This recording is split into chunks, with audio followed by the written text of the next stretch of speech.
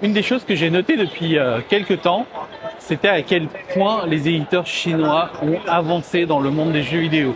Jusqu'à maintenant, on avait nos éditeurs classiques qu'on connaissait, hein, les Sega, Xbox derrière, Sega devant et tout. Et à chaque fois, on avait un stand de l'éditeur avec les différents jeux dessus.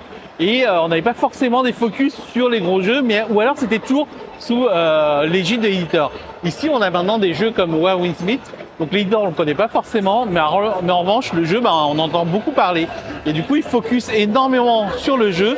Mais là où ça devient le plus impressionnant, c'est l'argent qu'ils mettent.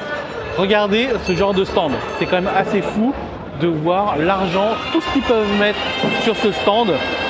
C'est super beau. Et c'est pas le premier, hein, c'est-à-dire que là, on en a un, mais on en a plusieurs comme ça, où ils sont capables de développer et de faire des stands de fou, quoi.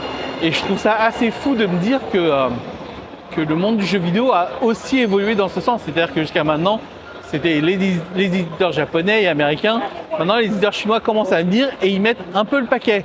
Un peu comme dans le monde des smartphones, hein, tout simplement. Bon, là, par exemple, on a quand même Persona 4 Revival. Et je vais juste vous montrer un petit truc que j'adore. C'est qu'ils ont fait tout un stand à partir de vieux téléviseurs.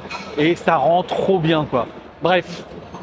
Voilà, et là on va continuer un peu en marchant et en découvrant ce hall 7, je crois, 7 ou 8, je crois, 7 ou 8, et on le voit sur le côté, on a du Sega, du Konami et tout.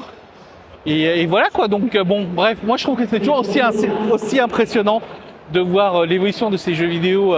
Et en plus, sur la Gamescom, il ne faut pas oublier qu'en termes d'argent, depuis que l'E3 n'existe plus, il y avait encore une sorte d'économie d'échelle où on faisait un peu attention aux sous, et là les sous sont en train de revenir, et comme il n'y a pas le 3, du coup ils développent et ils investissent énormément dans des salons européens comme la Gamescom, un peu moins sur la PGW, mais ça reste assez impressionnant. Et puis pour finir, Castlevania Bellman's Curse, ça c'est le jeu que j'attends, il sortira en octobre, j'ai trop envie de l'essayer, je pourrais l'essayer mais j'ai pas envie de me faire spoiler, donc du coup je vais pas l'essayer. C'est un peu frustrant en fait. Bref, bon, dites-moi ce que vous en pensez dans les commentaires. Et moi, je vous retrouve sur une prochaine vidéo. Ciao!